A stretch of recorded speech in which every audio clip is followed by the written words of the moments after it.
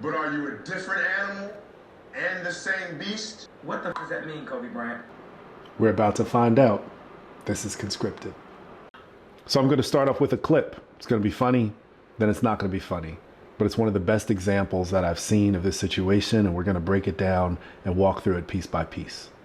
Ready? I love you with all of my heart, and I love us. It's good to know, baby. It's not fantastic. I'm in a situation. Svetlana, we had sex last night. It was an accident.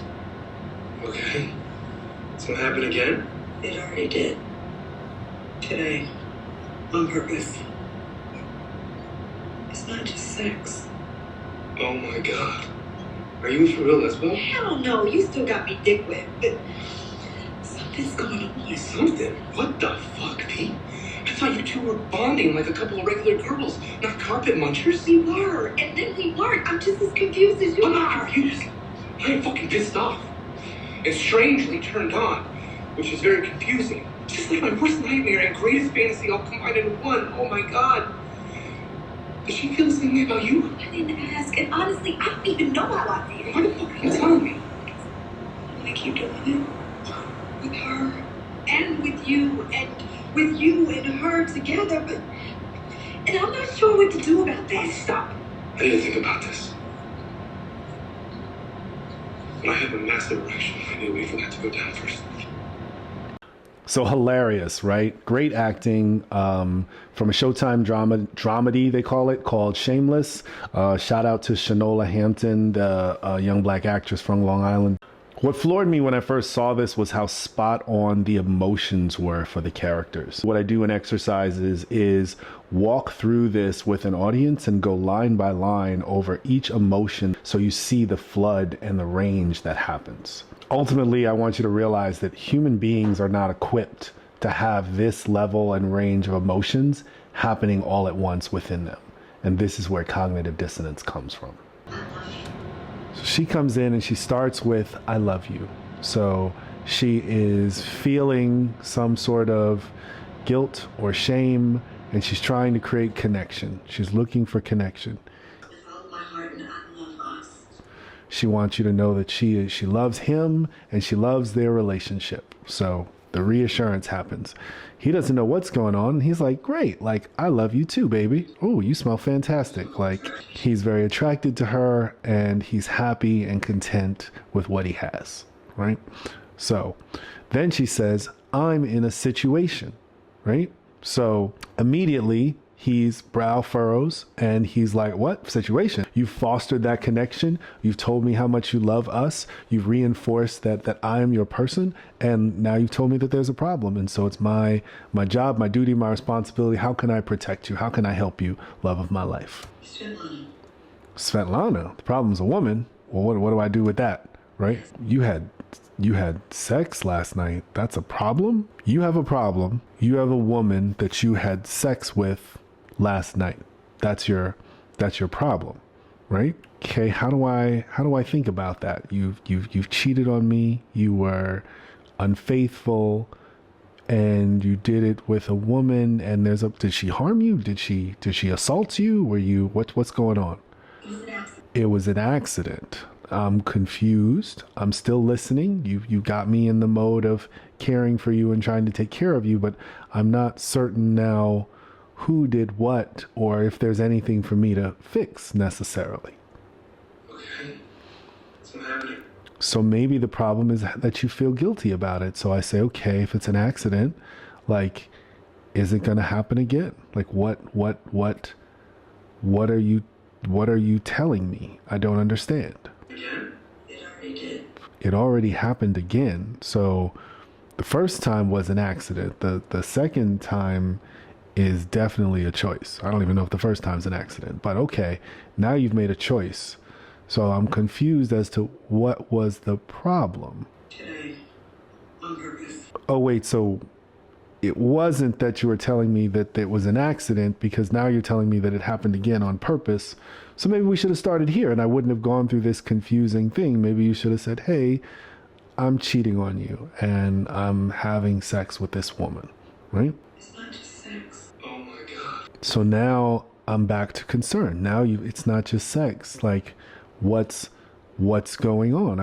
I am going beyond my own hurt and pain and disillusionment, and now I'm getting drawn into empathy for you. Like, are you undergoing something? Is this some sort of psychological thing? Do you not know who you are? What's going on with you? Are you for real lesbo? So then he says, are you a for real lesbo? Right? So little humor interjection there, but You still got me dick with.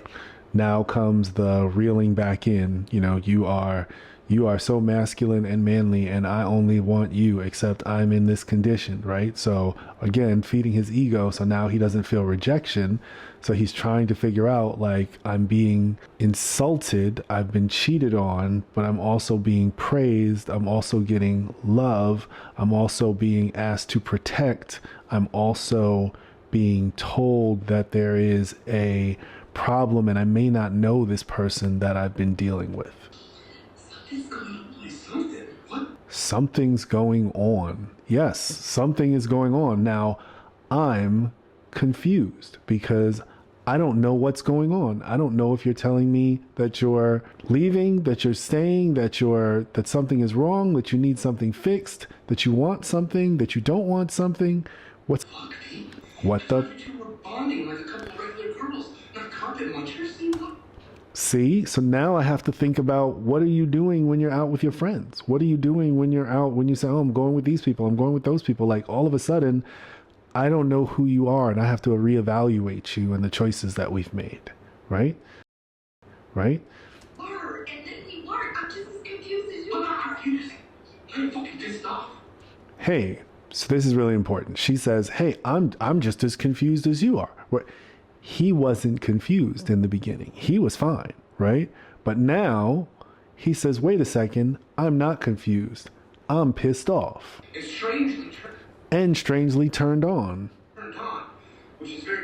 Which is very confusing, right? So she, in her state of disarray and chaos, came to him not looking for help, but looking to transfer her state of chaos and disarray, and has successfully said, well, now we're both confused, right? Like, oh, like, it's not me. Like, I didn't do anything. Like, see, this is confusing for both of us.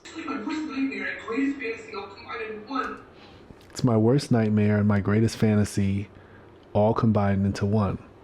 Ha ha ha.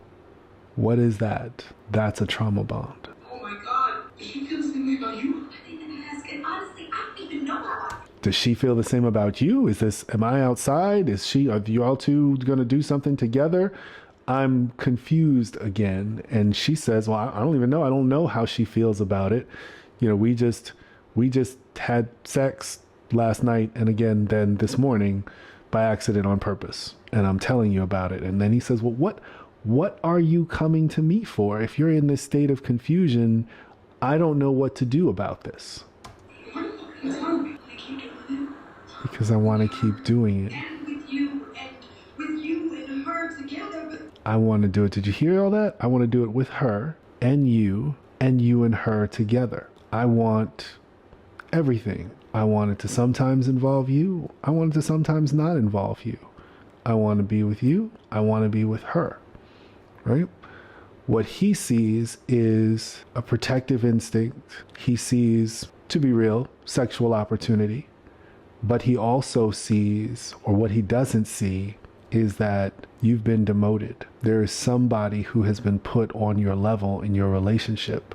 And she said, yeah, you've got me dick whipped and I love you and I love us. But what she was really saying is, there's another person that I feel the same way that I feel about you. And I want you to accept that. and I'm not sure what to do about that. Stop. And I'm not sure what to do about that. And so he says, you know what? I can't think about this right now because I have so many different emotions coursing through me right now that I don't even know how to deal with this. When the person that you love ambushes you with love, slides in deceit and betrayal, and then adds in a cocktail of toxicity, the worst thing you could imagine, and a greatest fantasy, all wrapped in one, that's how you get trauma bonds. So funny conclusion. The man's like, I have a massive erection and I just can't have a conversation about this right now. It's something that we men can relate to. So the wife comes to him and says, I want to keep doing this and I don't even know how I feel. I want to do it with her. I want to do it with you. I want to do it together, and I'm bringing this to you. Now he's confused because he wants to protect. He wants to comfort. He wants to help. He's also now feeling his own desires being stirred. He doesn't understand how to respond to this set of confusion.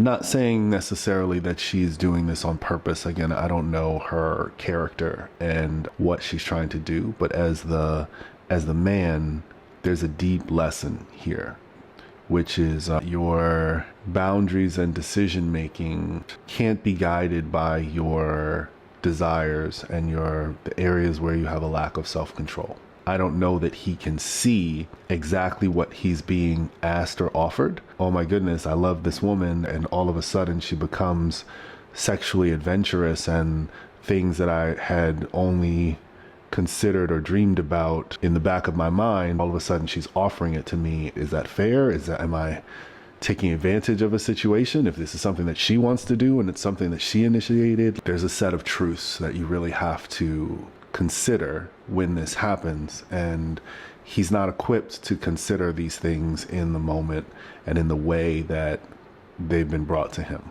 Could she have brought this to him better? There's very little empathy there for his feelings. This is all about her.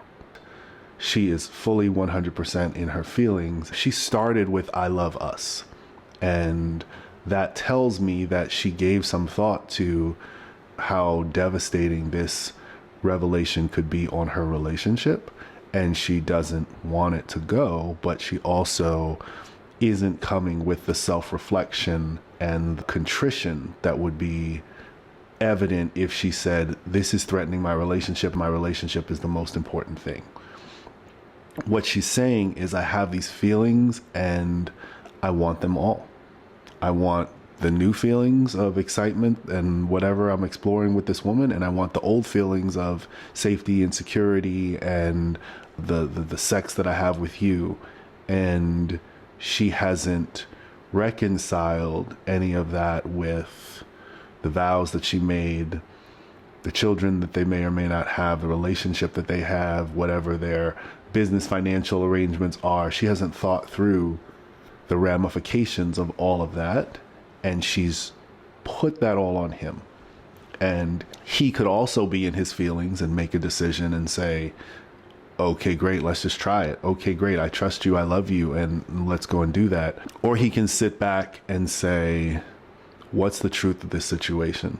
If he knows God, he can say, what does God have to say about this? And what are we called to do in this situation? There's a book, The Beast That Crouches by the Door, by Rabbi Furman. It's a great breakdown of the Adam and Eve story, and this is essentially what we have here. He talks about the difference between man and beasts, and that, beasts are driven by their internal feelings, the way that they experience the voice of God. What they're supposed to do is that they follow their instincts. The lion eats the gazelle, not out of hatred or enmity, but because his drive is to go and to find that food and to do that, and there's nothing wrong with that. Unlike animals, humans have the ability to override instinct with moral discipline. Even though you feel like lashing out in anger might be the right response here, you should be more merciful. Even though you feel like eating all the food and not leaving anything for anyone else would be the right thing to do here for you, even though it feels like going and having sex with all of the women might be an awesome thing. I've made vows. I have to build a family, and I have to be respectful of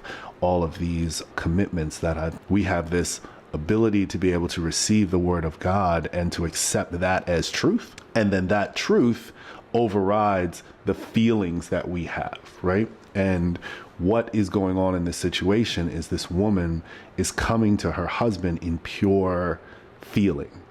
I had this experience. It was an accident, but it happened again. I was driven by this internal desire. It felt good. And I want it. I want it all. I want that, and I want you, and I want it by itself, and I want other things. And I'm not sitting down and thinking about the truth of this situation. I'm not sitting down and asking myself, how is this affecting the husband that I love? What is it doing with him? I'm just saying, here, I had this experience. Now I want you to have this experience with me. And I don't know the ramifications of that. And what her feelings has led her to is a feeling of separation from him, because she's done him wrong. And so she's coming to him. That's a good thing.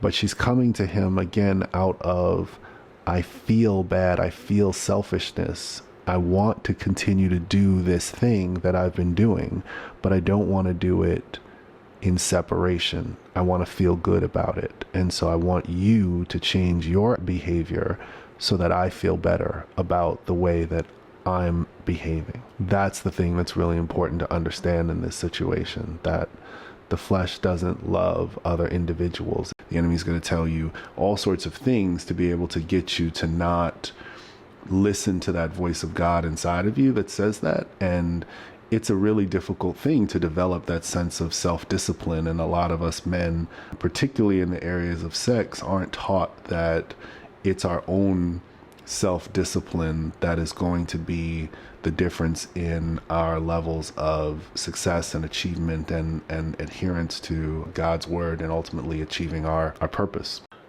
So I get asked a lot, so what should a man do in this situation? And my answer is, be that beast.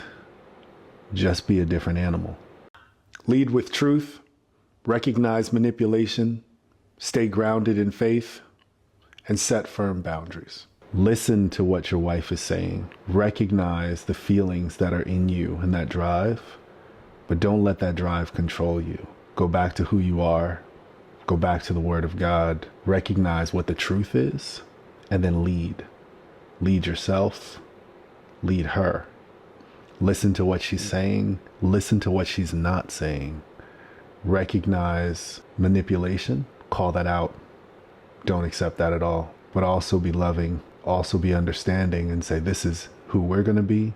This is who we said we are. This is the decisions that we're going to make.